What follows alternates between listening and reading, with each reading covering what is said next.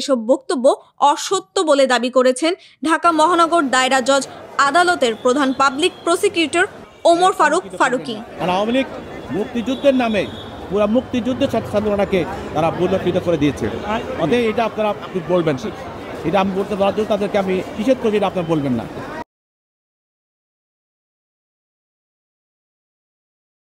আর আপনি কোনো প্রমাণ দিতে পারবেন না যে আপনি সরকারের বিরুদ্ধে কাজ করেছেন। উনি এটা অভিযোগ আকারে উত্থাপন করেছেন। অভিযোগটা আমি শুনেছি, মেয়র সাহেব শুনেছেন। মাননীয় মন্ত্রী, আমি নিজে বসে বিচার করেছি। এখানে কামাল ভাই, এটা তো হয়ে গেছে, আর তো কথা বলতে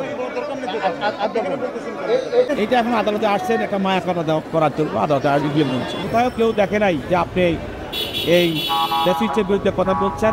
মন্ত্রণালয় কি সরকার ও জনগণকে মুখোমুখি দাঁড় করিয়ে দিচ্ছে?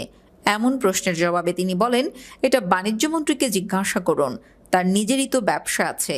তারপর খাদ্যমন্ত্রী আছে, খাদ্যমন্ত্রী নিজেই চাল মিলের মালিক, আড়তের মালিক। প্রতিমন্ত্রী মনে করেন মন্ত্রী পরিবর্তন করা উচিত, আর স্পেশাল ট্রাইব্যুনাল করা উচিত। যাদের গোডাউনে হাজার হাজার বস্তা চাল চিনি পাওয়া যায় তাদের ধরবে, তাদের ছাড় দেবে না। কর্পোরেট 6টা কোম্পানি এখন মুড়ি চানাচুর পর্যন্ত বিক্রি করে। অর্থনীতি ও বাজার দুই জায়গাতেই সিন্ডিকেট তৈরি হয়ে। বরঞ্চ আপনার পাহারা দিয়ে আপনি প্রমাণ করছেন যে আপনি প্রেসিডেন্টকে চিনেন। আমাদের অর্থ মন্ত্রণালয় এই যে যারা সরকারি ব্যাংকের থেকে টাকা নিয়ে পরিচালক হয়েছেন বেসরকারি ব্যাংকের নামগুলি প্রকাশ করে। এবং আপনি বিভিন্ন জায়গায় মিটিং মিছিল করেছেন এবং মিরপুরে সবচেয়ে বেশি হত্যাযজ্ঞ হয়েছে, সেখানেও আপনি ভূমিকা আপনার ছিল। প্রিয় ছাত্রছাত্রী, অভিভাবকবৃন্দ, আমাদের ছাত্রদেরকে, আমাদের ছেলে মেয়েদেরকে হত্যার নির্দেশ তিনি দিতে পারেন না এবং তিনি দেননি। অতি উৎসাহী যারা দায়িত্ব নিয়েছিলেন তাদের বাড়াবাড়ির কারণে আজকে এই পর্যায়ে এই জিনিসটি চলে এসেছে। কারণ মাননীয় প্রধানমন্ত্রী জননেত্রী শেখ হাসিনা সবসময় আমাদেরকে বলতেন যে জাতি যত বেশি শিক্ষিত হবে সেই দেশ তত উন্নতির দিকে যাবে।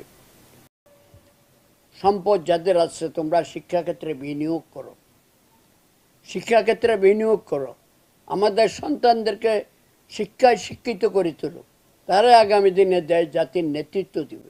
2041 সালে আমরা উন্নত বিশ্বের কাতারে যেতে হলে আমাদের নতুন প্রজন্ম যারা আজকে কোটা নিয়ে আন্দোলন করছে, এরাই তো আপনার সৈনিক, এরা ডিজিটাল বাংলাদেশের রূপকার। কাজেই মাননীয় প্রধানমন্ত্রী এদেরকে, এই শিক্ষার্থীদেরকে ডেকে নিয়ে এসে আপনি তাদের সাথে আলাপ আলোচনা করে আপনি নিজেই তাদের সমাধান যদি দেন, শিক্ষক, ছাত্র, অভিভাবক, অভিভাবিকা সবাই খুশি হবে। ছাত্র ছাত্রীকে হত্যার নির্দেশ দিতে পারেন না এবং তিনি দেননি। আমি এটা আমার বিশ্বাস।